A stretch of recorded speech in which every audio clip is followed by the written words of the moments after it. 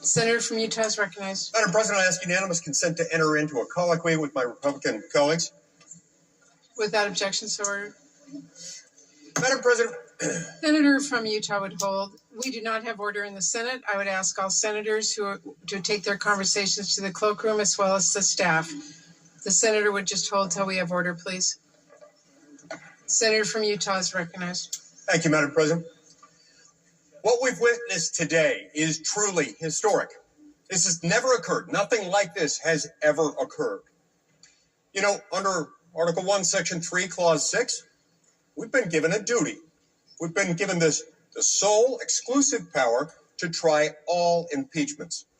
Try all impeachments. Not some of them, not just those with which we have happened to agree, not just those that we are happy that the House of Representatives undertook to prosecute, but all. The word try is also significant. It refers to the word trial. It's the same word. It's a proceeding in which the law and the facts are presented to finders of fact in front of judges in order to reach an ultimate disposition. In a criminal proceeding, it would be an ultimate disposition culminating in a verdict of guilty or not guilty. We were precluded from doing that job today, and we were precluded from doing so in a way that is not only ahistoric and unprecedented, but also counter-constitutional. Nothing could be further from the plain structure, text, and history of the Constitution than that. So let's look at the arguments that we would have heard, that we could have heard, that we should have heard today, had things unfolded as they were supposed to. Had things unfolded in a manner consistent with the oath that we took, first when we were sworn in as United States senators. We're all required to take the same oath to the Constitution when we did that, but also the oath that we took just a few hours ago in this very chamber, in this very case, to decide this case impartially. What would we have heard? Well, first and foremost, regardless of what you think about what a trial consists of or how different people might cleverly define the term, a trial will always, at a minimum, involve lawyers. And unless the person is proceeding pro se, you will always have lawyers there. At least one side will always be represented by lawyers, and in 99.9% of all cases, both sides will. You will hear from lawyers. We didn't hear that today.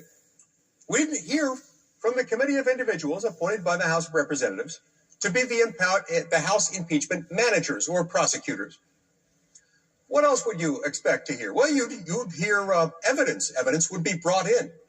Sometimes trials in the Senate involve bringing in evidence in a documentary form.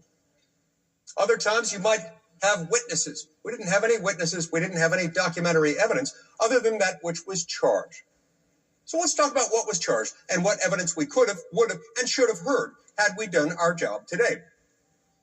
Well, the accusations in this impeachment trial can be fit into two categories. Category 1 is found in Article 1 of the Articles of Impeachment. Article 1 alleges that Secretary Mayorkas repeatedly, defiantly did the exact opposite of what federal law requires, namely that under myriad circumstances, 8 or 9 different statutory provisions that he violated, he was required to detain people whom he did not detain. But it's not just that he didn't do what the law required.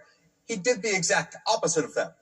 Instead of holding them until such time as they could be removed or alternatively adjudicated to have the status, whether under whether in the context of immigration parole or asylum or otherwise, he just released them. And in many cases, gave them work permits. We would have heard evidence about the fact that memoranda issued by Secretary Mayorkas within the Department of Homeland Security didn't just tolerate this result, they instructed this result. We would have heard evidence about the fact that at the outset of the Biden administration, Secretary Mayorkas, when asked what he would tell those traveling through the caravans, those paying many thousands of dollars per head, in some cases tens of thousands of dollars per head, to international drug cartels,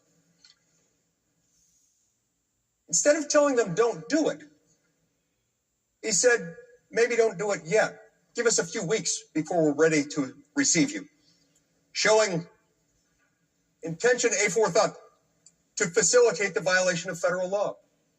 We would have heard evidence about how he instructed his own department to violate those rules. We would have heard evidence about how directly contrary to federal law those things are and contrary to his own oath and his own duties. Now, as to Article 1, Senate chose to dispose of this today by doing something it's never done in any context anywhere close to this, with a point of order that said as follows. The majority leader stood up,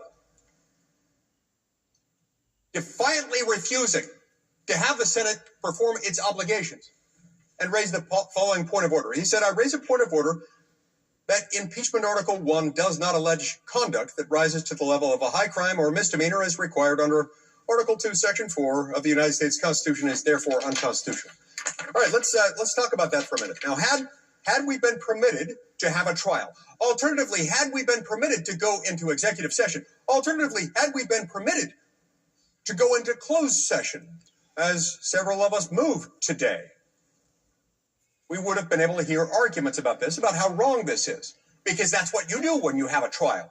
You hear evidence, you hear arguments from lawyers, and when someone makes a legal argument, as Majority Leader Schumer just did, you can consider their implications, and most importantly, consider whether or not the argument is right.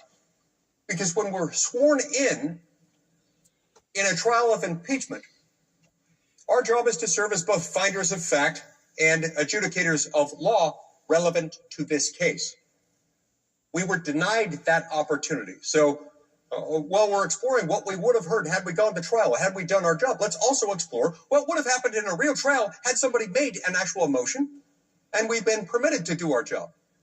Well, look, first and foremost, this is patently absurd to argue that a willful refusal to obey the law that one has a sworn solemn obligation to perform is somehow not impeachable. We don't have to look too far in order to find support for the conclusion that this is an illegitimate, unwarranted, unsubstantiated claim, one that's directly contrary to law.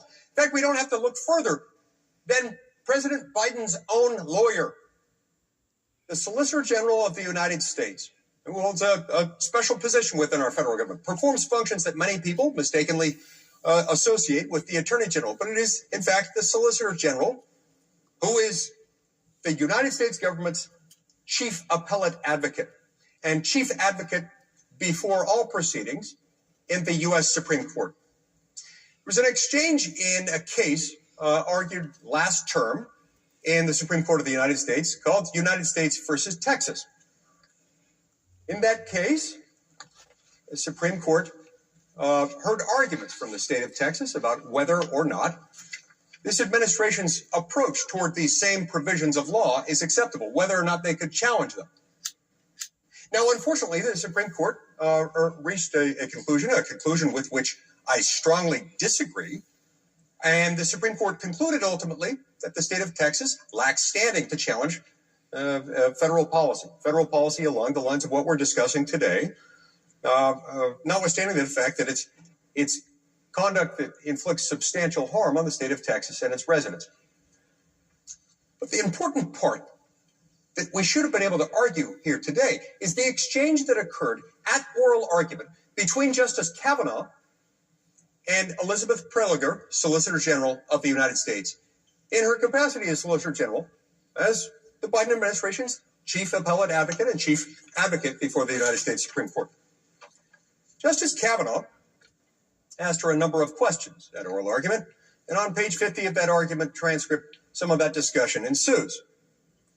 He asks the following: if a new administration comes in and says we are not going to enforce environmental laws, we're not going to enforce labor laws, your position, I believe, is that no state and no individual and no business would have standing to challenge a decision to, as a blanket matter, not not enforce those laws, correct? Here's what Solicitor General Prelogar says. Quote, that's correct under this court's precedent. But The framers intended political checks in that circumstance. You know, if an administration did something that extreme and said we're just not going to enforce the law at all, then the president would be held to account by the voters, and Congress has tools at its disposal as well. So this argument continues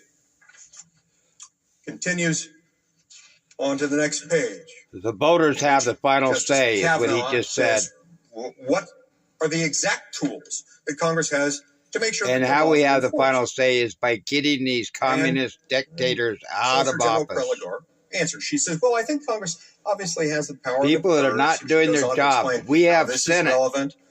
And then this goes People on in until we get to Senate page that do not 53, want and to then do their at page job 53, by blocking of hearing the evidence in the Justice impeachment. Kavanaugh jumps back in and says, I think your position is, instead of judicial review, Congress has to resort to shutting down the government or impeachment or dramatic steps of some sort or another. Solicitor General Prelogar responds by saying, well, I think that if those dramatic steps would be warranted, it would be in the face of dramatic abdication of statutory responsibility by the executive. So she just acknowledged exactly what has happened here, and she acknowledged that is exactly the moment at which the impeachment power becomes very relevant. Lest there be any doubt on that, this stuff was settled not just in 1789, when we adopted the Constitution, and when the framers used the language that they did. But remember, the framers were not operating in a vacuum. They were not writing on a blank slate. They were incorporating legal terminology that had been in use for centuries. In fact, Justice Story, in his treatise on the Constitution, discusses this very kind of thing and explains in section 798 of his famed treatise, written not so very long after the Constitution itself was written, that we got this stuff from England, that the British knew what impeachment meant, and they understood what would constitute a high crime or misdemeanor. In section 798, Justice Story acknowledges that there was precedent, there was an understanding at the time of the founding that recognized that you would have an impeachable offense if, among other things, a Lord Admiral would have neglected the safeguard of the sea. That's under They didn't have a maritime Homeland law. Security Secretary then, not in America, not in Britain. But this is really analogous. This is the exact same thing. Somebody who had a duty to do a certain thing under the law defiantly refused to do so. Those are arguments we could have and would have and should have heard today had we had an actual trial, had we been permitted even to go into executive session or even to go into closed session. Why closed session? We won't want to have to do it in closed session. But you see, the standing rules of impeachment in this body preclude us from having this very kind of debate. So when Majority Leader Schumer made this argument, to the great shock and surprise of all of us, he wanted to warn the body and have this debate. He wouldn't let us do that. The Democrats voted us down. So that's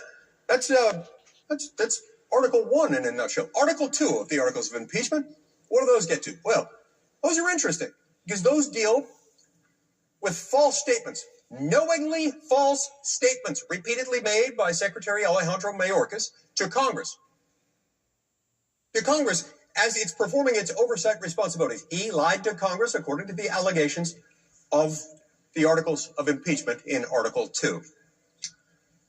To my great shock, I didn't look, he was dead wrong as to Article 1. But if he was dead wrong as to Article 1, he was deader than a doornail, whatever that means. 10 times more dead as a doornail as to Article 2 than he was to Article 1. Why is that? Well, because they allege in Article 2 that Secretary Mayorkas knowingly made false statements. Knowingly making false statements is a felony offense. It's punishable as a crime, as a felony federal offense under, among other things, 18 U.S.C. Section 1001. It's routinely charged, prosecuted, and is the basis for lots of convictions for a felony offense. You can go to prison for a very long period of time for that. Now, for Chuck Schumer to argue, Senator Yield, yes, I just want to be sure I understand, Senator. I thought I heard. microphone. John Kennedy speaking. I asked Senator Lee if he would yield to a question.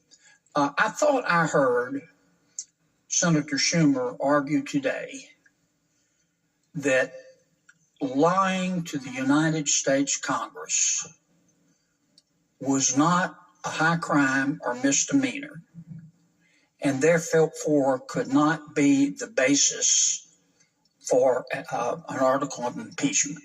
Did I hear that correctly? That is exactly what he said. That is exactly what he said when he made this motion, because he stood up and he said, I raise a point of order that impeachment Article 2 does not allege conduct that rises to the level of a high crime or misdemeanor. So, even though lying to the United States Congress is a felony, under the precedent that the majority leader and our Democratic colleagues Schumer established, should be impeached. it's not a high crime or misdemeanor? Is that what we did? That is precisely what the precedent established today stands for.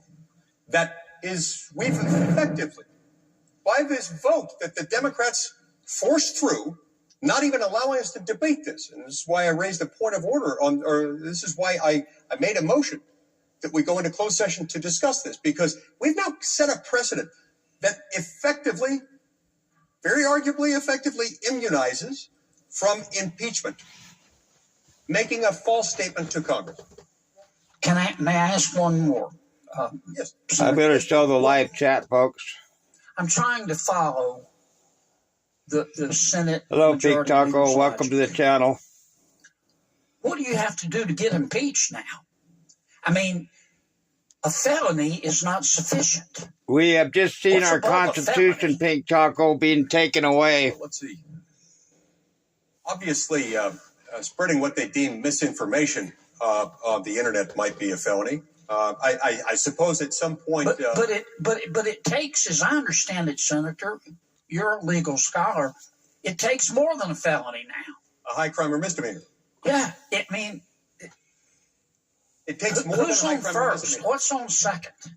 I don't understand any of this, and I'm very, very worried and would like your thoughts or others' thoughts about the precedent that our Democratic colleagues, in their haste to sweep this under the rug, may have established. Yep.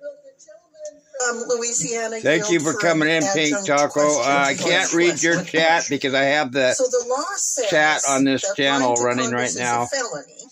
But I can read what you type to Since me. we're no longer using impeachment as a means to address someone who's lying to Congress, how does Congress prosecute or address someone who deliberately lies to Congress now that the Senate has swept away through this presidential action today the opportunity to use impeachment for that purpose? Thank you. Yeah, and I'd love to respond to that point briefly, if I could. What we've done is to effectively immunize this against impeachability. Immunize making false statements. And going back to the original question, I don't know, maybe aggravated first-degree murder with heinous, atrocious, and cruel conduct as aggravators. Maybe that's still a high crime or misdemeanor. That remains to be seen. But keep in mind, particularly with the fact that they already set aside Article 1, and they've already said that that's out of bounds as well for impeachability. The Supreme Court has said pretty much nobody has standing to address that. What are we left with?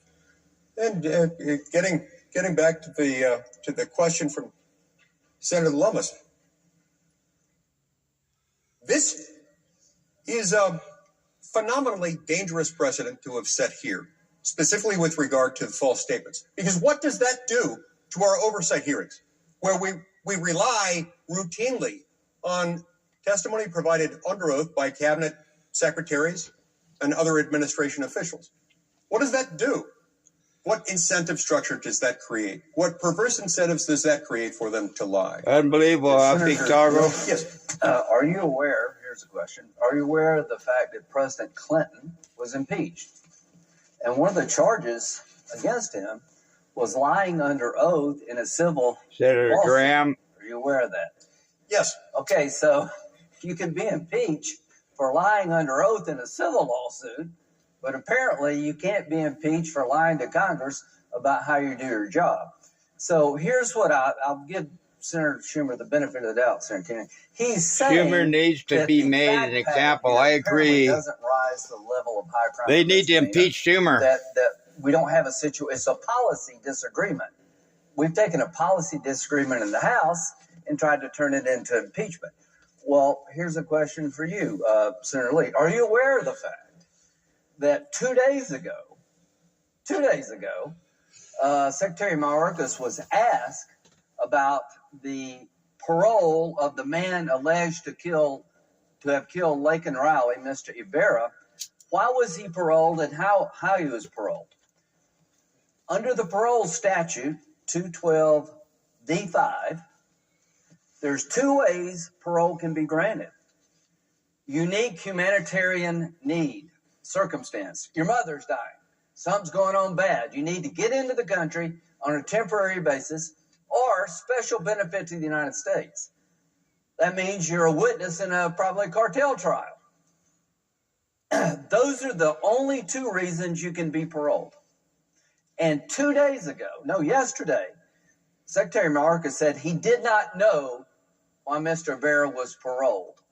Which one of the two was it? This was a question from Congressman Bishop. He said, I didn't know. At the same time he said, I didn't know, I had the file, and it says... Joe Phil, terminus, can we all agree on that? Yes. Due to detention capacity at the Central Processing Center in El Paso, Texas.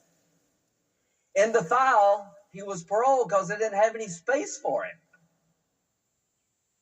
Senator Schumer, this is illegal.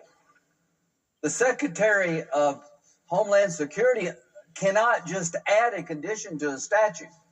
The statute doesn't allow you to give parole because you're full.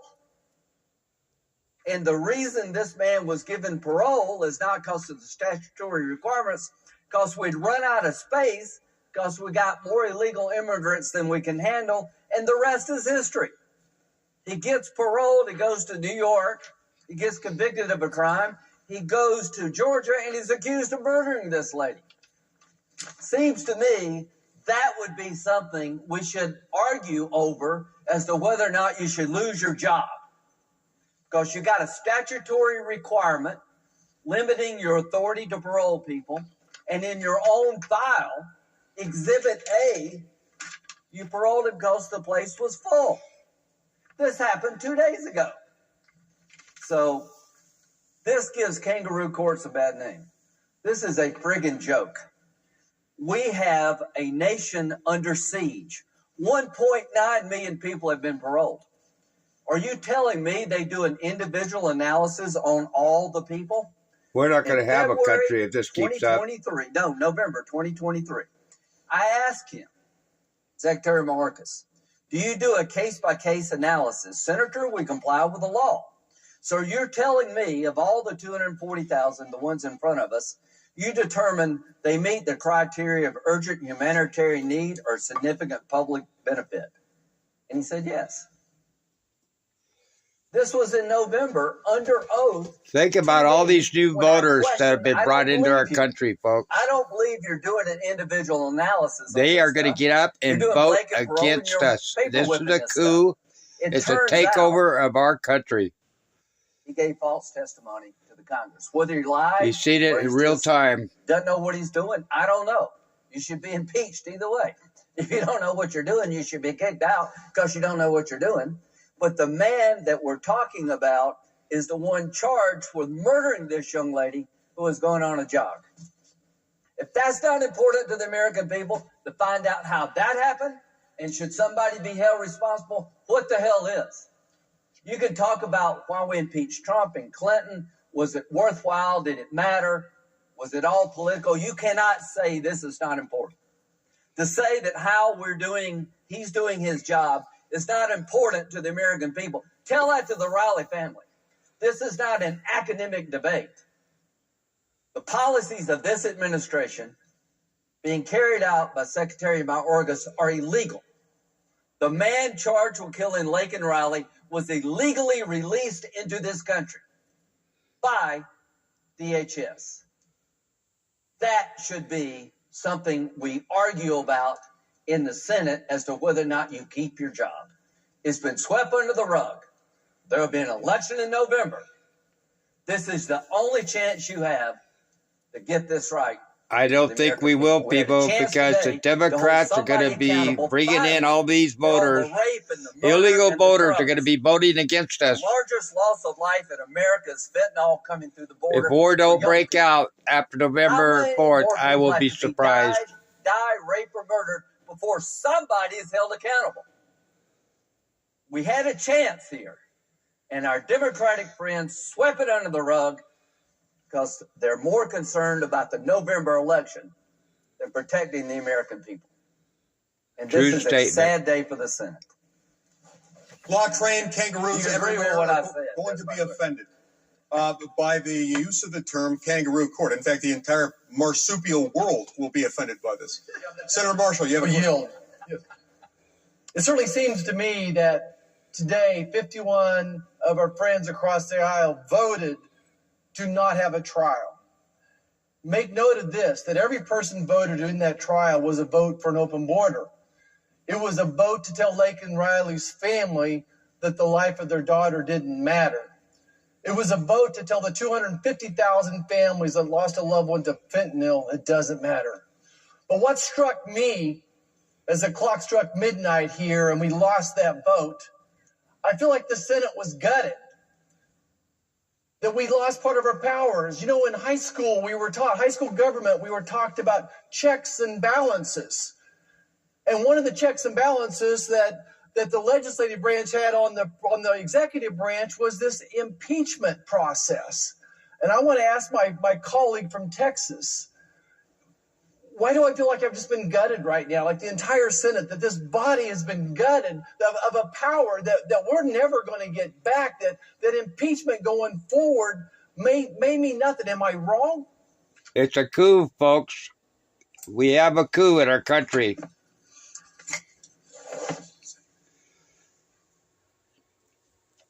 They are taking over our country. Is not wrong.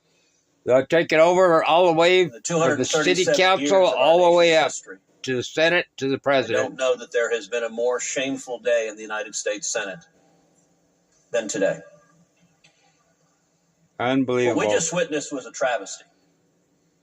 It was a travesty to the United States Constitution, and it was a travesty to the American people. And it's important to understand why the Democrats did what they did.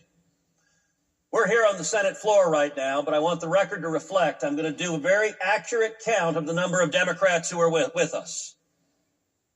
That would be 0, other than the presiding officer, and somebody has to preside.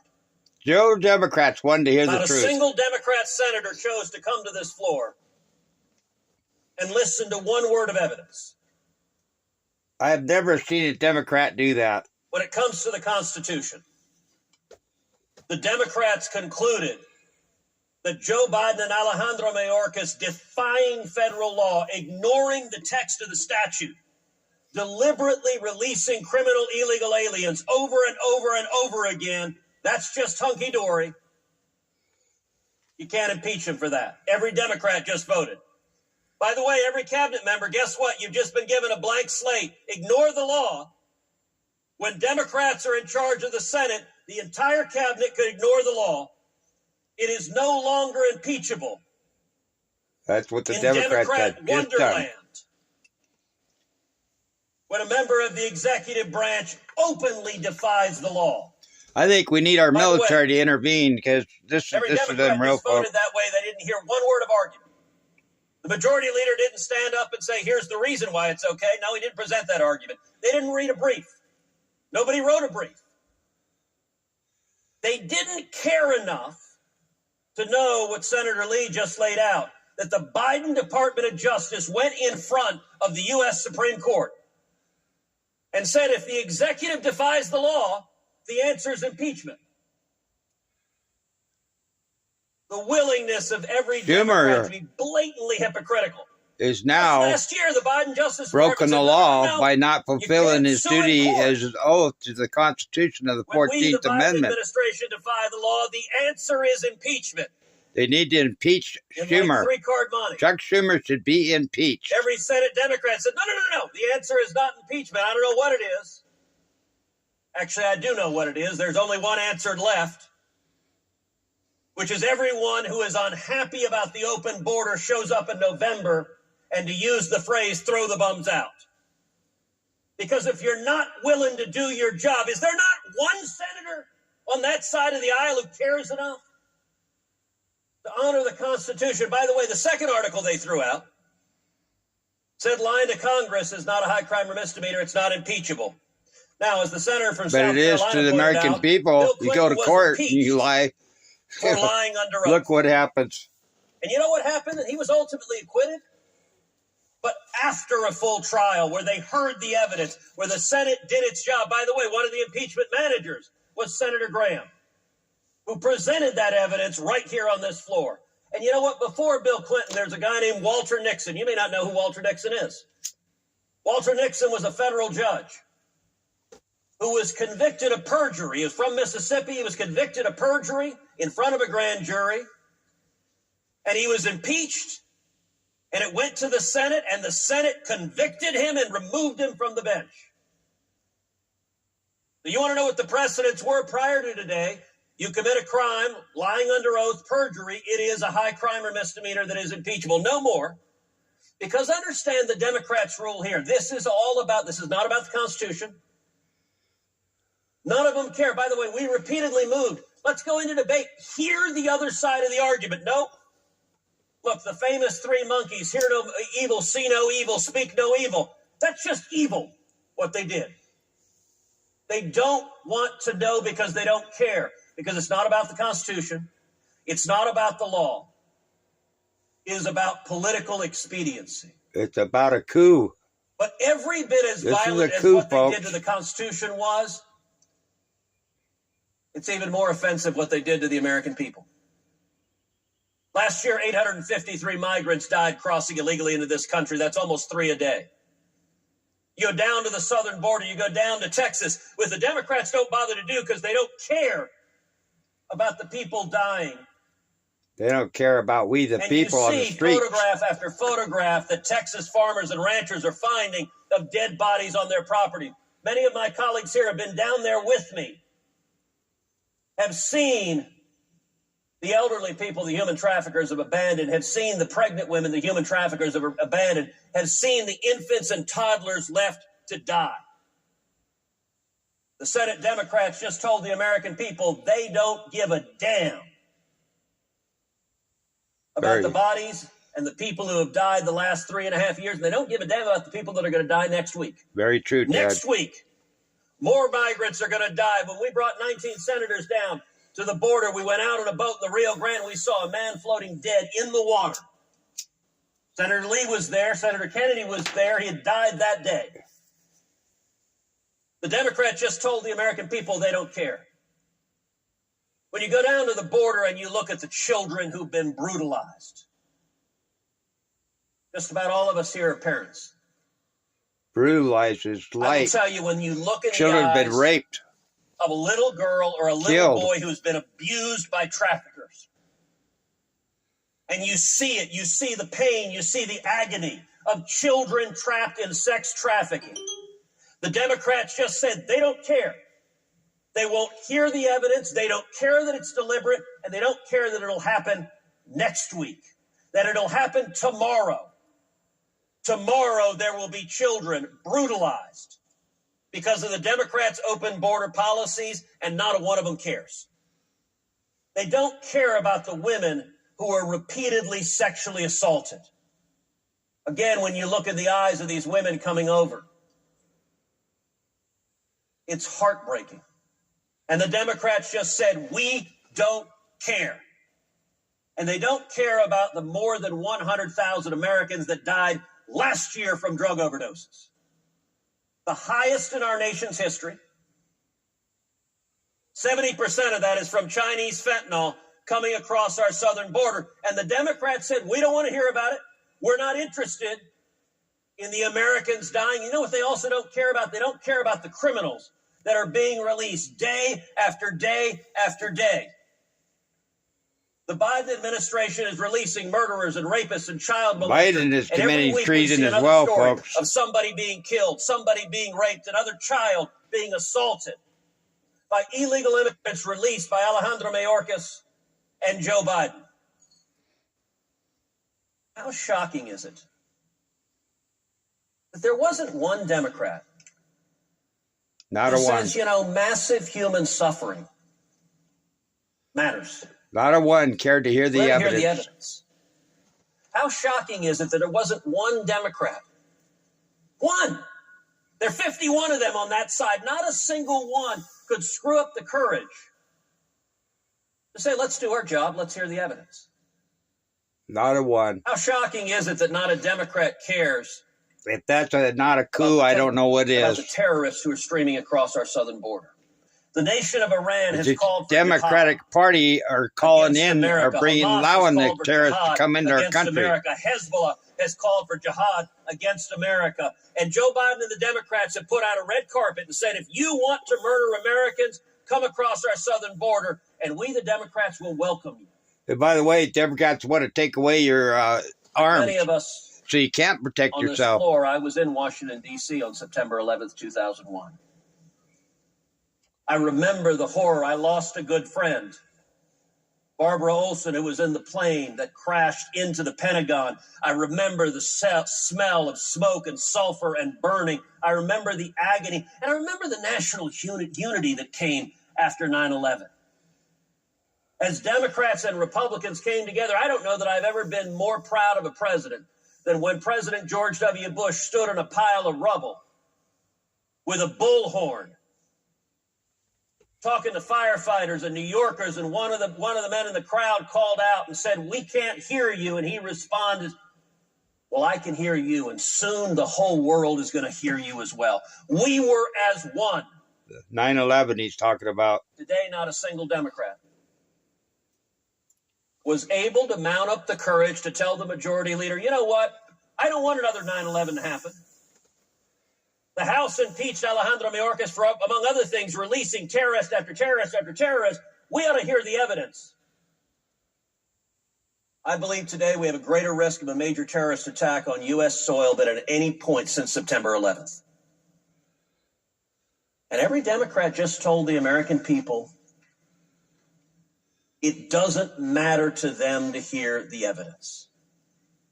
That's what I happened to appreciate Chile. my Chile Republican was colleagues who are arrested. here, who are willing. He had proof. He had evidence, to a engage, video willing showing to he was stand up and innocent, defend the American and they people. threw him in jail. This is the But you know what? Democratic Party. They're slave enforcers. The Democrats who aren't here, they aren't here because you know who's also not here? You look up at the gallery, the reporters are all gone. A couple of folks in the back, I hope you all right. But the reporters are absent. That's the Democrats' plan. What is fascinating, They don't want the truth they're out. presenting arguments. Many of us, particularly those of us in judiciary, but many of us have presented those arguments over and over and over again in hearings. Not a Democrat argues on the other side. It's an issue unlike any other issue I know of in politics. Listen, if we're arguing about taxes, as Republicans, we say we should cut taxes. It's good for the American people. And you know what Democrats do? They stand up. We know their talking points. No, tax the rich. Okay, fine. We have a debate. We're talking about just about every issue. The Democrats Christine will argue Nagel, on the Hair other side. They King, have their spin. What is fascinating, 1776 spotted around Texas. where's Dick Durbin, chairman of the Judiciary Committee, standing up saying no? I think no, we have a it's not hurricane right in our country, a coup. that migrants are dying every day. No, it's not right that children are being assaulted every day. No, it's not right that women are being sexually assaulted every day. No, it's not right that they're releasing terrorists every day. They're not there. Not a Democrat is there. Why? Because you cannot defend it. I'll tell you, South Texas for 100 plus years has been a Democrat region of our state. Folks, It please is share turning my video out. red with the speed The of a news freight media does not locomotive. want this being seen. Because nobody can see the suffering that is unfolding and defend it. And the Democrats, by their silence and by the complicity of the press corps, they are counting on the press corps to write story. Victory for the Democrats. Yay! Washington rid of Post the was the impeachment first trial. one that did that. That's the headline they want. understand they don't have a substantive defense. None of them disputes a word we are saying. Not a single Democrat has stood up and said, you know, it's wrong that Laken Riley would still be alive if Joe Biden hadn't let her murderer go. They know it's right. The reason they didn't want a trial is they don't want the American people to hear about it. And it's our obligation to make sure the American people do. Amen, Ted. Is the former governor of Nebraska? I'd love to get your perspective on this. Thank you very much. Appreciate the colleague from Utah organizing this. My. What have our majority leader and the Democrats in the Senate wrong? They have overturned 227 years of precedents that my colleagues have talked about. The 21 14th Amendment impeachments, is now has president. all scheduled for trial. Whoever's in charge of the Senate 17 came can to trial, either and the ones that did impeach not or because disimpeach. the person who is to be impeached Whoever's in was power. either expelled or dismissed prior to the trial. To my colleague from Texas's point about the media being complicit, one of the headlines in Politico that I was told about said the trial lasted only 3 hours. There was no trial. There was no trial.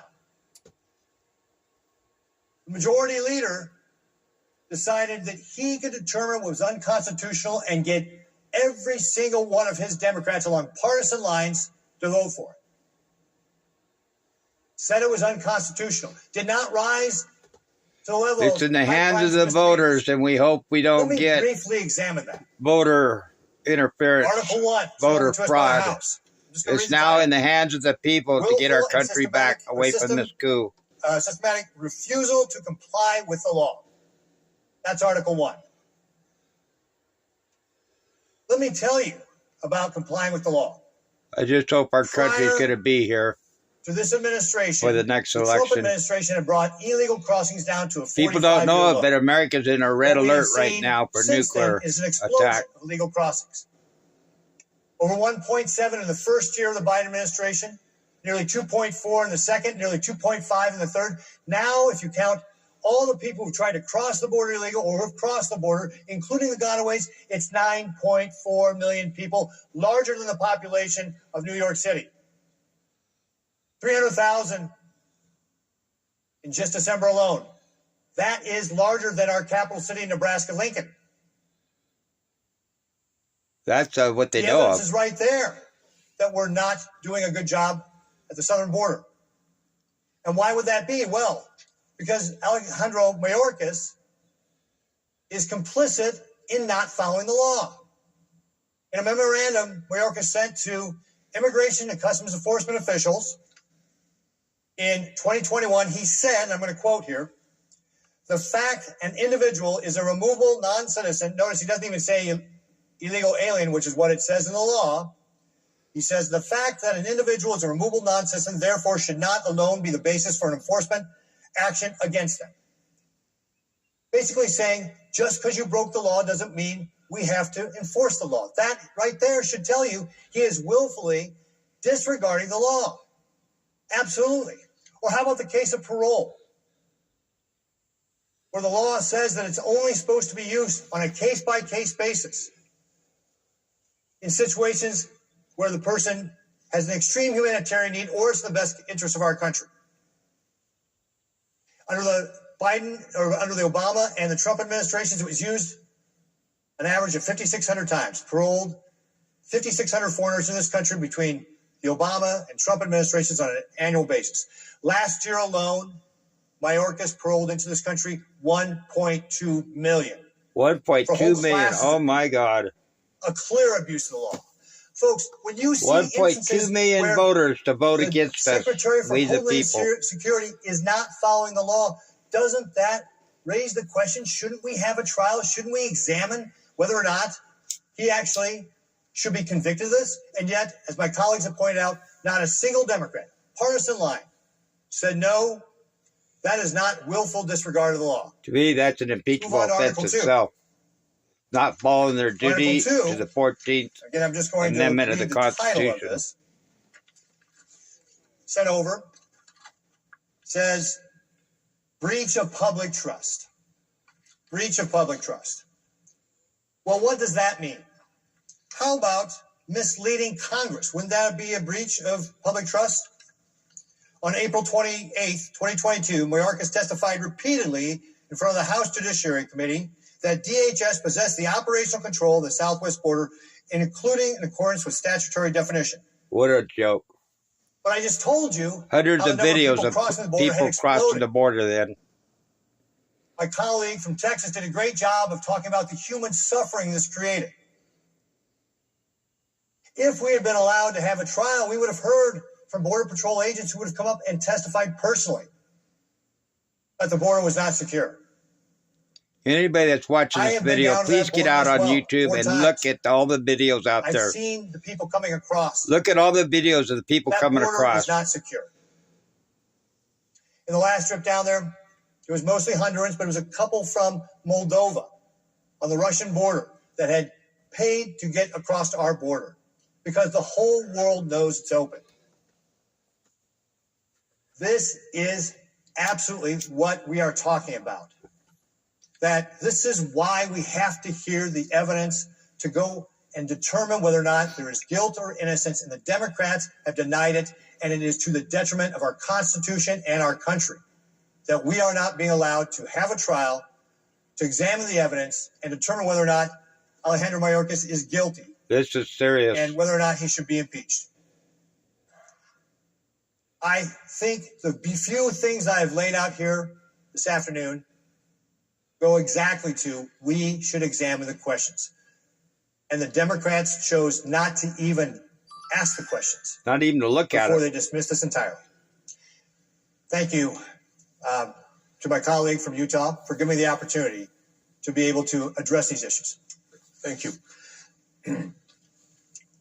Before he had his name changed legally for purposes of this chamber to the junior senator from Missouri, Attorney General Eric Schmidt was one of the nation's leading legal minds engaged in this problem, engaged in trying to address the lawlessness at our southern border brought on by the policies of this administration. I'd love to hear his perspective on what happened today. Thank you, Senator. Yeah, I take this in two parts. I think it is important for us to actually digest, for the folks here watching or in the gallery or the press folks who are here who've left, to really understand what happened today. Because what happened today wasn't some disagreement about the number of amendments we might have on an appropriation bill or whether or not some vehicle is going to be a priority or not. What was established today was a new precedent. Something that had never taken place in this chamber in the history of our republic. Here you go, folks. What the It's Senate true. Democrats decided to do with a simple majority was to bulldoze 200 years of precedent that said something very simple, that this chamber would honor our constitutional obligation and conduct a trial to hear the evidence. There's no real debate. We were to hear the evidence from witnesses, counsel is present. There's a whole process, there's a whole procedure that's been established, finally wrought throughout the ages, that we were to honor. When we raise our right hand, when we get sworn in, to honor. When we got sworn in today, to honor as United States senators. That's all gone now. Maybe forever. If we, the people, I don't stand up, it will be gone forever. You heard the parliamentaryan I courts guarantee it. asking if a precedent If we had don't ever been get these established for this or democratic that. communist 100 years dictators, from now, the slave and when somebody extortion else us has out of Harry office, Truman's desk, we will lose our country. if I remember to carve my name in it before I die, we'll have this desk. I don't know that person's name. I don't know their background or what their life experience will be. But they'll know what happened today. They'll know that the United States Senate under Chuck Schumer, who will go down as one of the worst U.S. senators in American history because of his actions today, will know that we just blew off an important duty to conduct a trial. It wasn't, an idea, and to paraphrase my friend from Louisiana, it wasn't some, gamer bro with a tweet. These were articles of impeachment voted on by the people's representatives in the House of Representatives walked over here and delivered. And so Chuck Schumer and the Democrats who voted for that, they're going to have to own that. And to paraphrase something the senator from Kentucky said just a few years ago, I think they're going to regret it. And I think they're going to regret it sooner than they think. So having said that, what was this trial supposed to be about? And as the senator from Utah mentioned, when I was Attorney General in Missouri, we brought the first lawsuit against the Biden administration for their actions at the southern border. When they decided to remain in Mexico. We were successful for a while. But what came out of that was a lot of what you might have read in Article 1 of the impeachment that were brought over. A lot of those were from arguments were from that case. And as an interesting little side note, when we had an injunction in place actually for the Biden administration to keep this very important protection in place, they ignored it. We had to go back in front of a judge time and time again to get them to abide by the law.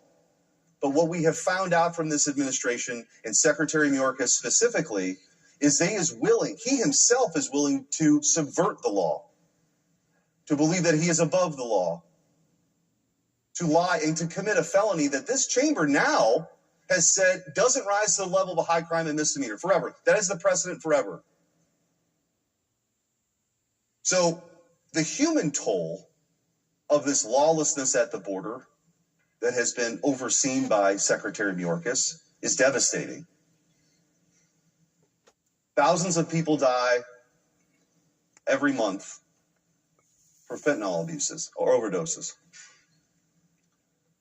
We have a ticking time bomb in this country with the national security threat. We don't know who 2 million people are. 9 million people have come here illegally. Most of them have been told, please show up for a court date sometime in the 2030s. That's 11 million people, folks, to vote against the American people. But 2 million of them, we don't know who they are. We don't know where they're from. We don't know where they're at. The Democratic Party is no longer the Democratic Party. We're seeing a record number of you used to see Chinese 1 or 2 people vote the other way, and it's 100% unanimous vote on everything the Democrats have been doing for the last 3 years. Coming here. If you're not paying attention, get out and look at all the YouTube videos, and you'll see 100% an unanimous vote of every Democrat. Secretary Mayorkas' memo and instruction to his employees to ignore the law. We have not seen anything yet, people. Law in this country, the snapshot is if somebody comes here illegally, they're detained, they're deported, unless some adjudication exists, like asylum claim is processed. 9 out of 10 of those are bogus. That had been the law of our country, the law of the land for a very long time among Republican and Democrat administrations. No longer. Look at all the videos. Because Secretary the people that are coming into our country are to subvert the age of war. If you want to change the age of military. If you want to change a shall to a may, that's what we're supposed to do. That's what the Article 1 branch is supposed to do. We have just a coup, like the people. Branch here the in Democratic Senate Party is a communist coup. Take my word for it. Who are in high positions of government. It is our remedy. And as the back and forth in that United States Garden, the only way to drain the swamp is us voters to vote every Democrat. I don't care if there's a city mayor, vote them out of office. Do not vote for Democrats. We need a different party. We need to clean up this government. We the people need to clean the government up because it's out of control. Totally out of control. We have a coup against we the people right now. We're going to be on, FISA. There's national security stuff, and it'll be easy to sort of, I think, for many to sort of wipe today away, but it won't go away. It's a stain on this institution. It diminishes this body. It is why I stood up to object to a ridiculous idea that somehow we're supposed to negotiate away our constitutional duty. That isn't up for grabs. That's our job. Oh, thank you, Senator Schumer, for giving us a half hour to talk about this. No thanks. Not for me. Now, would I do that on some amendment to an approach bill? Probably not. But when Senator Schumer wants to set our constitutional order on fire, I will stand up and I will object. And I know many other people share that point of view. I do. There's no structure to the arson you're committing. So I appreciate the inquiry or this back and forth we're having with the senator from Utah, because sadly, this is all we're left with. Chuck Schumer, Superintendent of the Cartel Operations of the United States. Dean W., I think you're 100% right. This institution is no longer, let's hope it's just that, the world's greatest deliberative body. It's kabuki theater. With fewer powers now individual senators have. And fewer powers that we've been given by our founders as an institution. For what? For what? A couple of bad days, a couple of news cycles? Congratulations. Congratulations, Chuck Schumer. You're going to own that.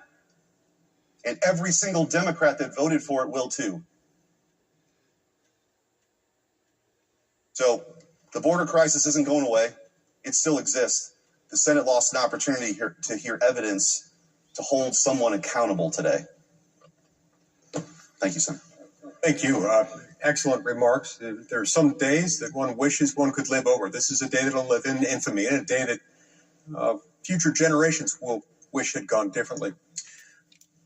We've got a friend and colleague. Our friend and colleague, the senior senator from Wisconsin, has many titles in the Senate, titles of distinction. He is the Prince of Plastics, the maven of manufacturing, the connoisseur of cheese curds. He's also, among other things, someone who's identified himself as the chancellor of charts, showing the profound depth of our border security crisis. He's been working on this ever since he first became the chairman of the Homeland Security Committee back in 2015. He's built on these charts, and he's built on them in a way that has resulted in them catching fire. You'll now see politicians all over the country at every level of government, and I mean every level of government, utilizing his charts because they're the best in the business. Let's hear from him now. I thank my colleague from Utah. I was not aware of all those titles, but I'll accept them. If we would have had a trial, and it's a travesty we haven't. I mean, there's been great damage done to our Constitution, to this institution, by our colleagues on the other side of the aisle, because they didn't want the American people to see this. Now, I've described this chart. Had we had a trial, this would have been the irrefutable DNA evidence that proved the crime. There's no way you can take a look at the history of illegal entry in this country and not recognize that what has happened under the Biden administration, under Secretary Mayorkas, is nothing less than an utter catastrophe. Yesterday, I spent about 10, 15 minutes on the floor going through the history, the cause and effect that this chart shows. But what I really want to point out today is what the Democrats did not want us to reveal. Because what this chart shows is that this was purposeful. This was willful. President Biden, Secretary Mayorkas, our Democrat colleagues here in Congress and the Senate, they want an open border. They caused this crisis. This didn't just happen. This was a game plan that they implemented. They aided and abetted all the damage, all the destruction, all the crimes that result of this. They have aided and abetted it.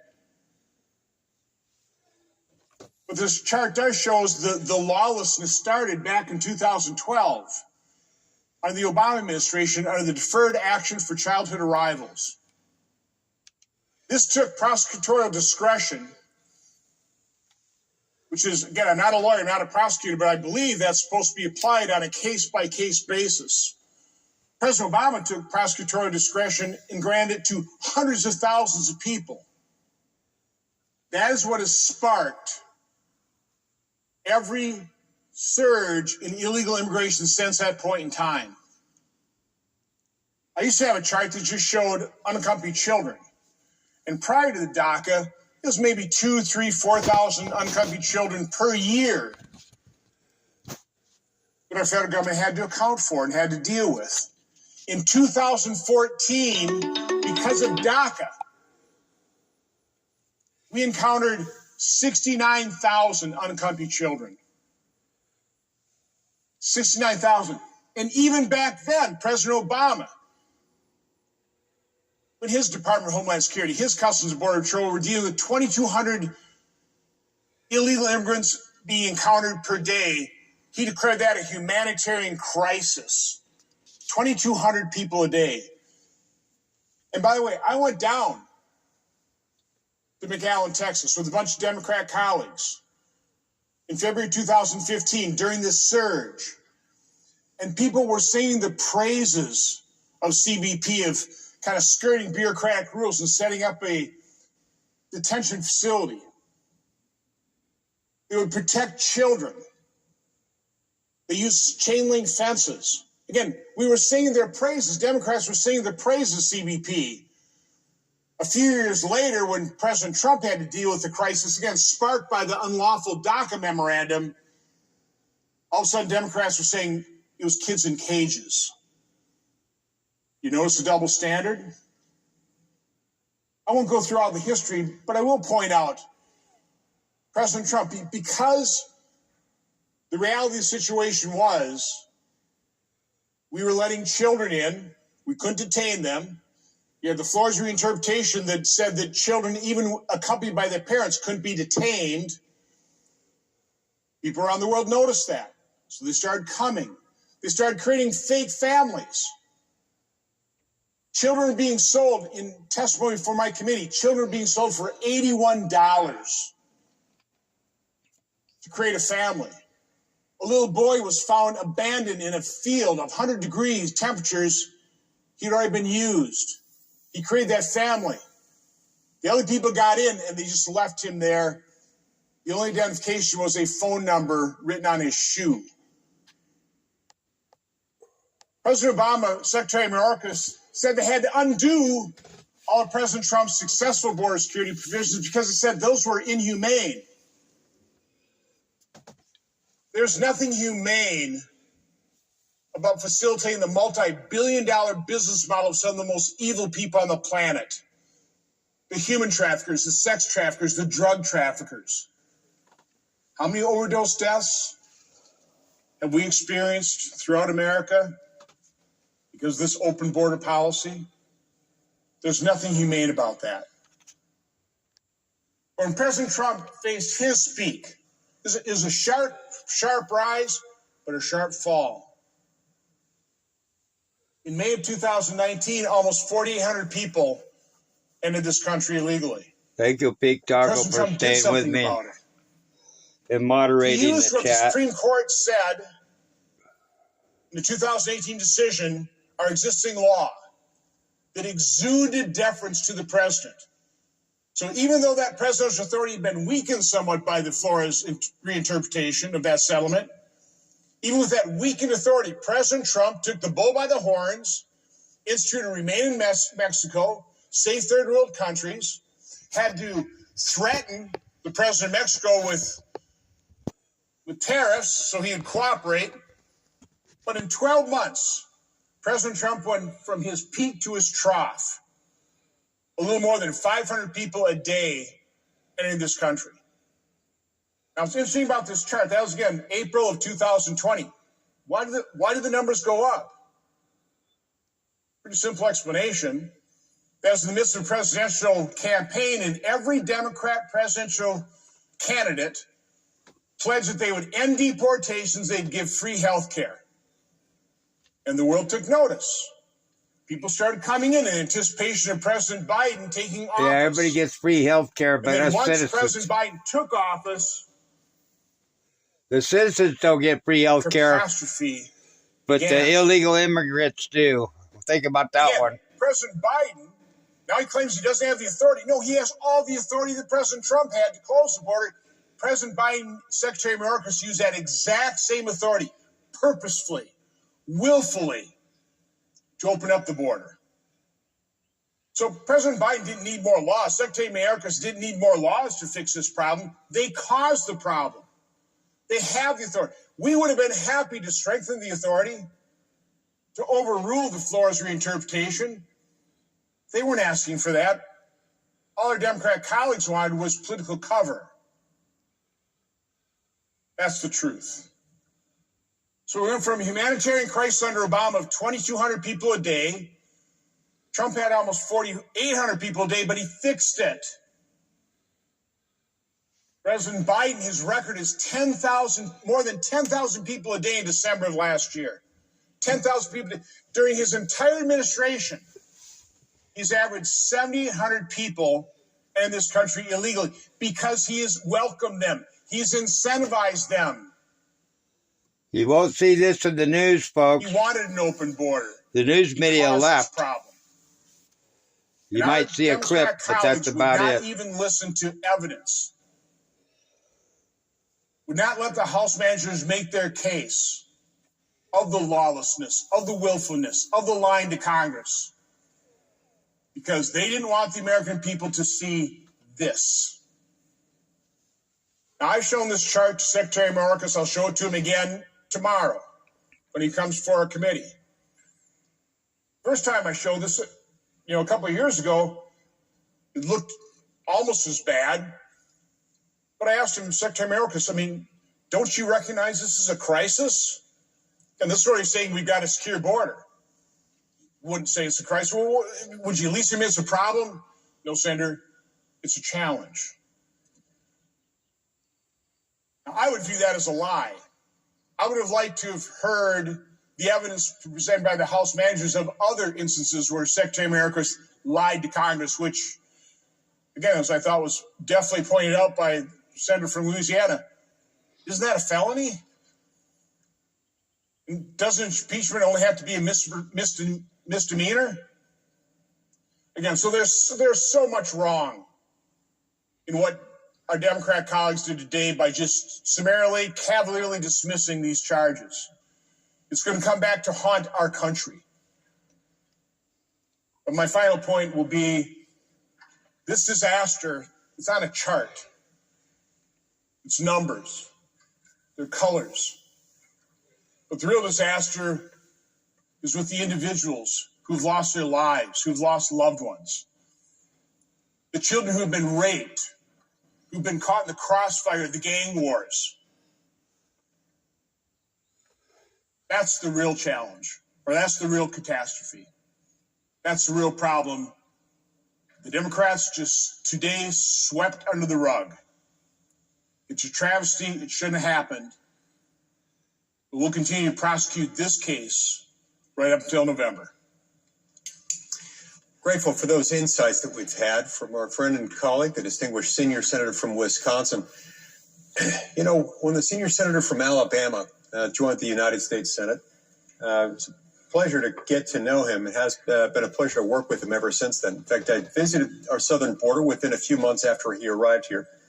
And I noticed in him distinct concern, not only for the welfare of the residents of the state of Alabama and all other Americans, but also a genuine concern for those who have been human trafficked into our country by the drug cartels, with the tacit acquiescence and even the affirmative blessing of this administration. I, for one, am glad that Senator Tuberville was not the head coach at the University of Miami when their football team played BYU in the late summer of 1990. Had he been, that game might have turned out differently. But I'd love to get his thoughts on this matter. It was a pretty good game, by the way. It was a very good game. Thank you. Thank you. For my colleague from Utah.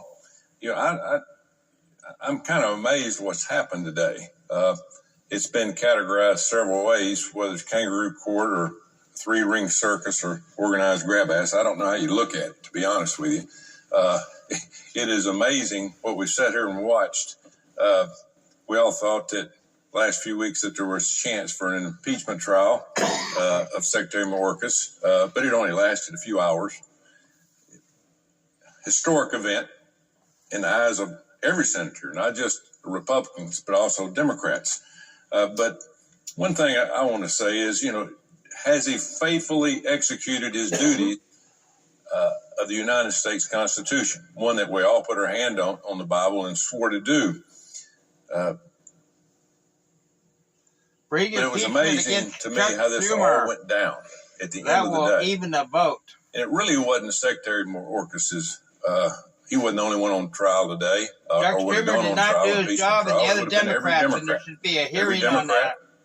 And here in the Senate, every Democrat in the House, and every Democrat that's running our executive branch. Got to stop this coup because somehow, there's not been folks. one person that has said anything since I've been here in 3.5 years of we need to do something at the border.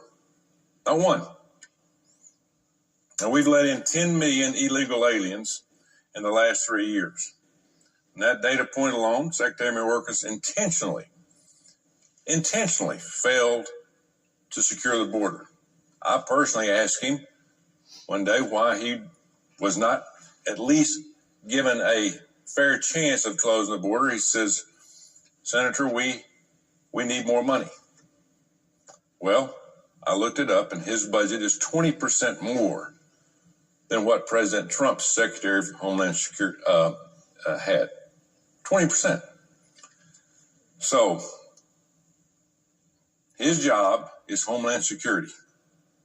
That's his entire job. Senator Schumer and all the Democrats could have conducted this impeachment trial today, and it would have never seen the light of day after the trial because we would not have the votes on our side to impeach Secretary Mayorkas.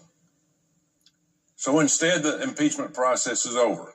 The media will stop covering it in a few days. We'll be going back to throwing millions of taxpayer dollars at blue states so they can manage the surge of illegal aliens going to the blue cities all over the country. Maybe Just last Ted week, Cruz the Department of Homeland Security awarded another state $300 million for cities like they've done to Donald cities Trump in support of illegal aliens. to get it out of the federal Today, government, get it in the city state's of Denver hands, announced that and they would press shift charges $8 on million these people. from their law enforcement to taking care of illegal aliens. It's clear that the Biden administration is more concerned with taking care of these illegals. The than they are states about may have to protecting the put citizens. charges So I on will these ask again, people. If as the Secretary federal government Mayorkas can't do it, the fulfilled states should his stand oath up of duty and file before charges this and body have him protect and arrested defend the country against like all they did threats, Trump foreign and domestic. Is our border secure? The answer for is simple. aiding and abetting. He has not, and it is not. Mayorkas has been derelict in his duty. Derelict. Confrontational in his duty to all of us when we've asked him personally what he is doing at the southern border. In voting against his impeachment, our Democrat colleagues they're basically lying to themselves.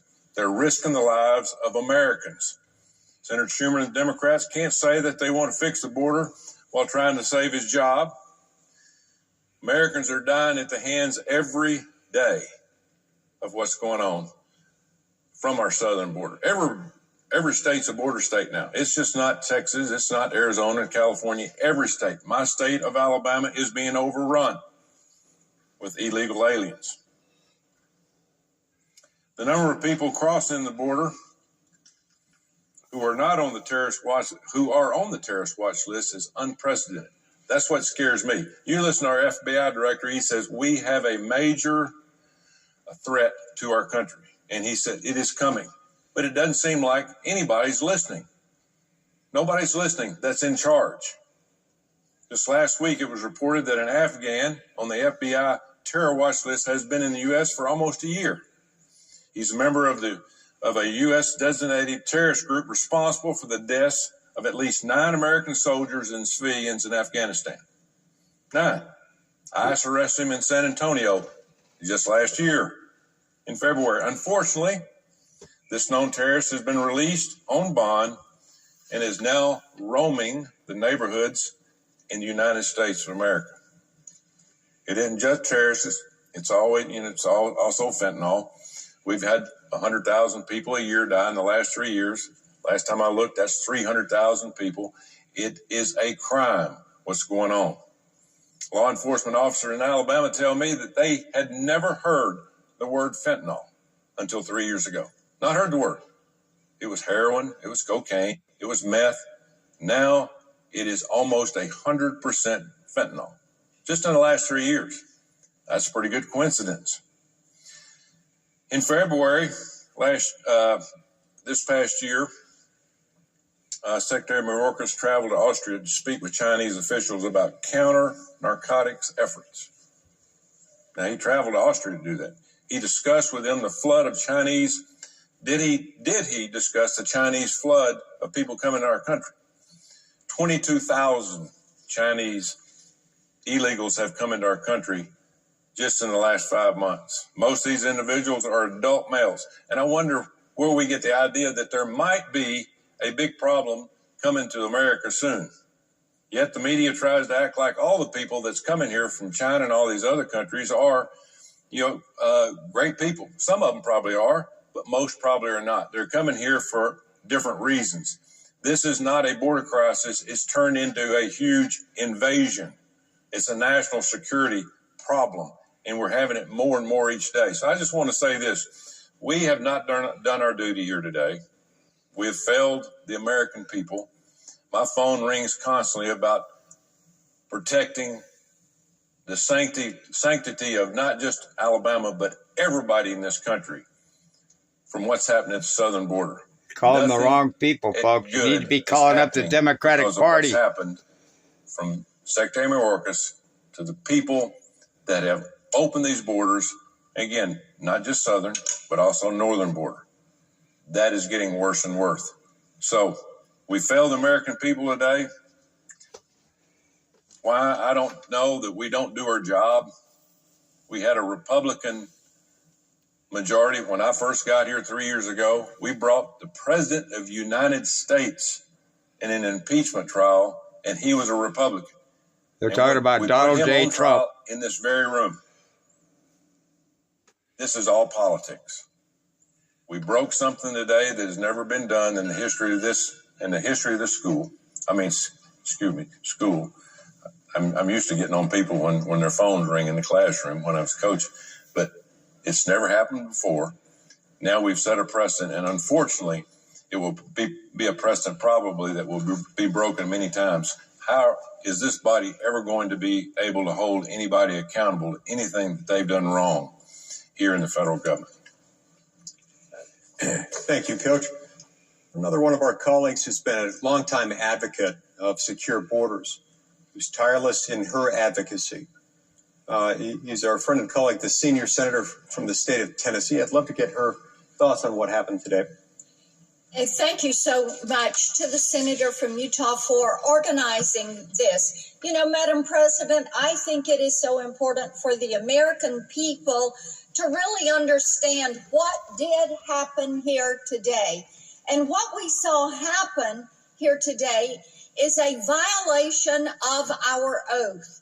The oath that we take, that we are going to abide by the Constitution. Now, Article 14. Those who are watching this, and I would encourage all of my colleagues among us to pull out that Constitution and read Article 1, Section 2, which lays out the process we have a responsibility to let all the facts come out. The House of Representatives. And then Section 3 of that Constitution lays out the duty of the Senate in that Constitution. Now, I have a poster up here from 2019. It is Chuck Schumer. This was during the Trump impeachment in 2019. This is what the news media Chuck doesn't want people to Schumer, know. who's currently the majority leader, basically made a full-time job of talking about how the Senate had to do their constitutional duty to hold a trial. That's all he talked about for days. The clips are all over the internet. One thing he repeatedly said, we have a responsibility to let the facts come out. A responsibility. And yet they denied it today. We have to say what has changed between 2019, 2020, and today. Well, of course, we know what changed for Chuck Schumer. You know what? The fact's out. Because he's desperate to hold on to the majority in this House. And he did not want some of the senators who are highly contested in their races to have to take a vote on the Mayorkas impeachment. Why is that, Madam President? It is because the number one issue with the American people is that open southern border. And who is it that has regularly lied to this chamber, to the House, and to the American people about what's going on at the southern border? It is Secretary Alejandro Mayorkas. Repeatedly lied, repeatedly stood before the American people, stood before us in hearings and committees and said, the border is secure. Anyone who is watching, anyone who's ever been to that border knows the border is not secure. They know that on the Mexico side of that border, it is being run by the cartels. You can spend an hour with the Border Patrol and you will find out. Last year, there were people from 170 different countries that came to that southern border seeking entry. Not a one of them got here on their own. They get flown to Mexico, they pay the cartels, and the cartels bring them over. The cartels are making a fortune. We are paying the price. And we're paying this price because of the dereliction of duty carried out by Secretary Mayorkas. The way he's not standing up for the Border Patrol, the way he's not standing up for the American people. And Chuck Schumer. That is an issue. And yes, a responsibility. Did we have that responsibility? You bet we do. And that is why we are here on this floor to talk about this. Because our border, when you look at the drugs, the fentanyl that are coming across that border and moving into communities across this state, this country, every state, a border state, every town, a border town, every single family affected are worried about the consequences of the border. Thousands of Americans dead from fentanyl poisoning. Other Americans that have become angel parents because their children, their spouses have been killed in auto accidents by criminal, illegal aliens. What they have done to this country by opening that border, and you know the sad thing about this? It is very intentional. This is their border policy. They intend to do this. So looking at the drugs, looking at the crime and the gangs, and then, of course, looking at the human trafficking. On Mayorkas's watch, and Madam President, this is something that is so important for the American people to know. In Tennessee, we have several groups that work on human trafficking and seek to rescue women and girls and children that are being trafficked, sexually trafficked. The exploitation of these children. And we know that is driven by the cartels. The cartels have turned human trafficking in this country from a $500 million a year industry, over the last 3.5 years, it has become a 13 billion with a B.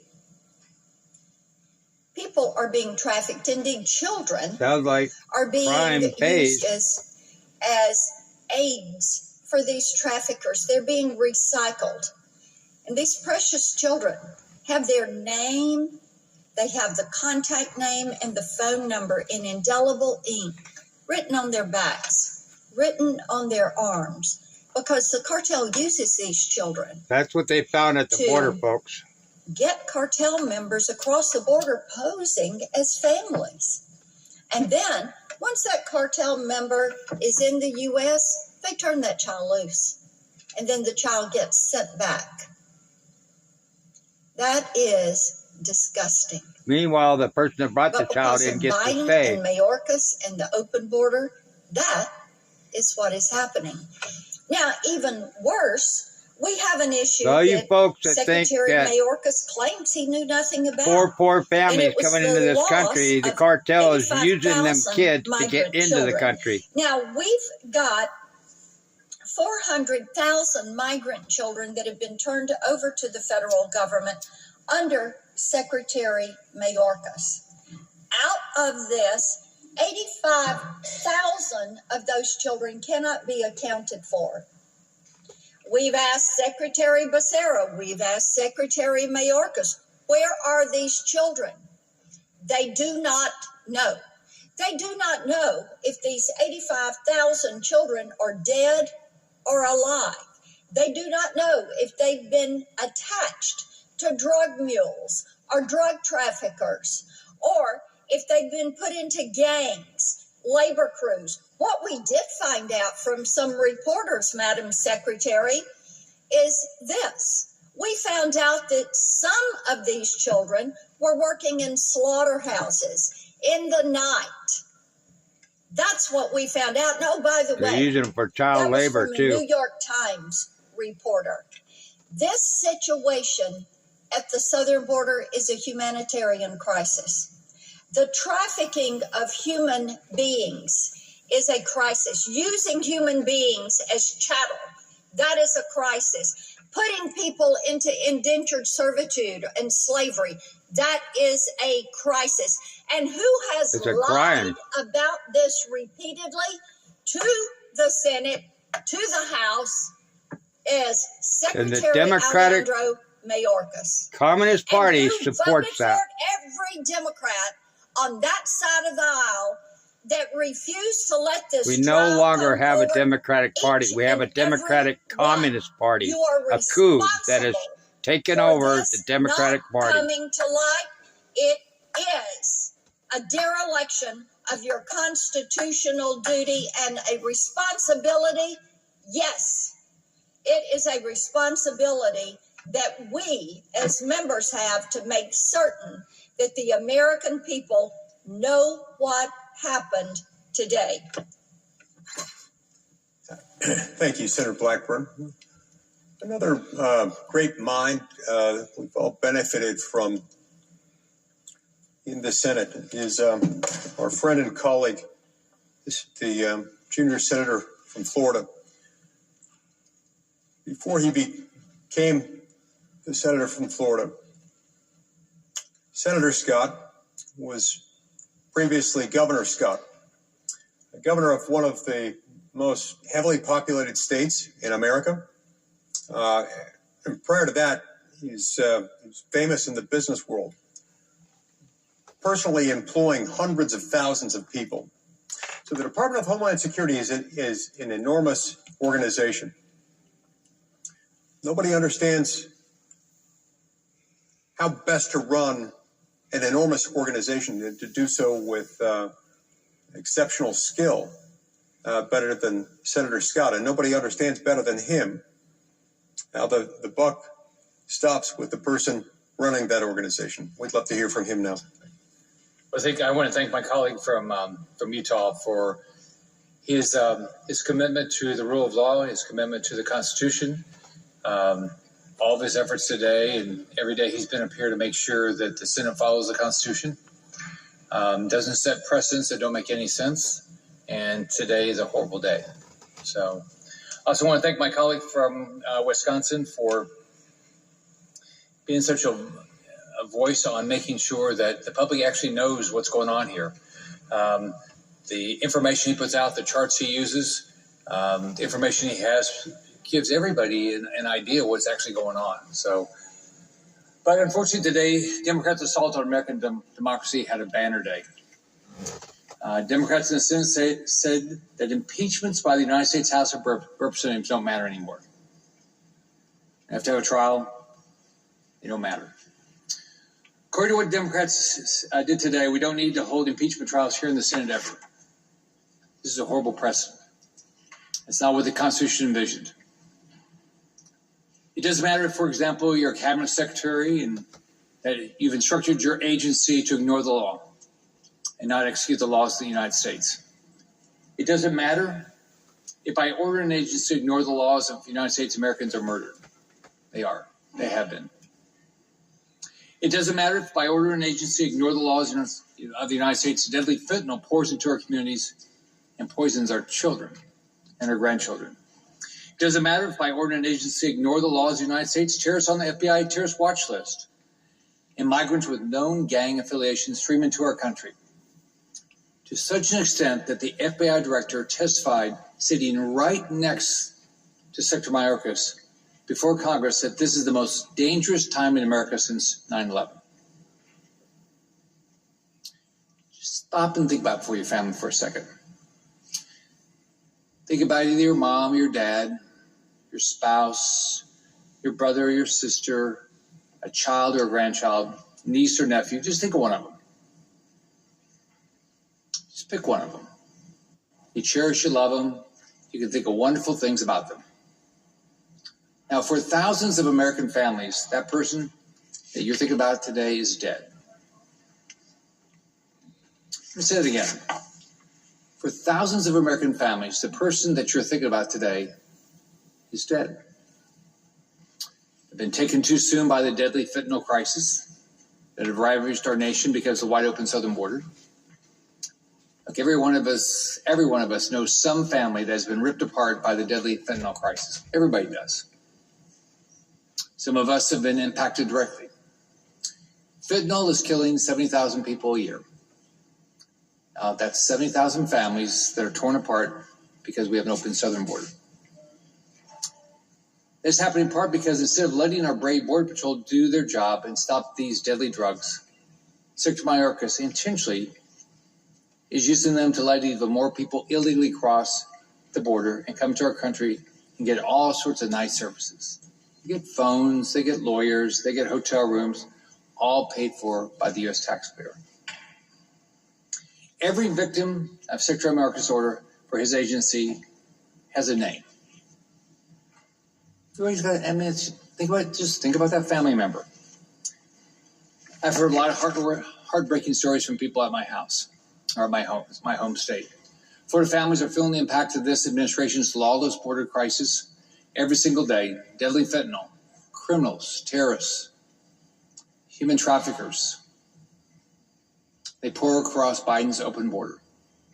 This is all intentional.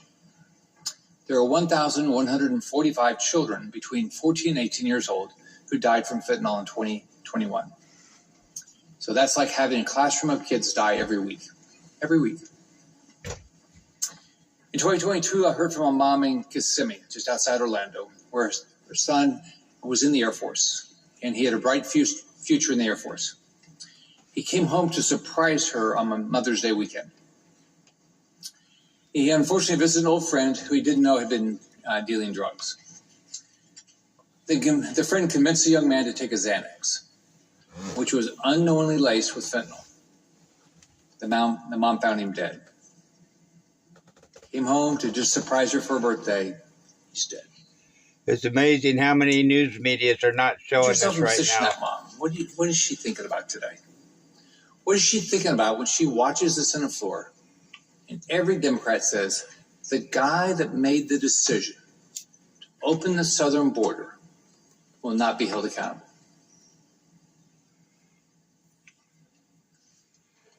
This 26-year-old Ashley Dunn is another American we've lost to fentanyl poisoning. Ashley's mother, Josephine Dunn, says their daughter did not overdose, but was poisoned by 1/2 of one Percocet tablet that was counterfeit.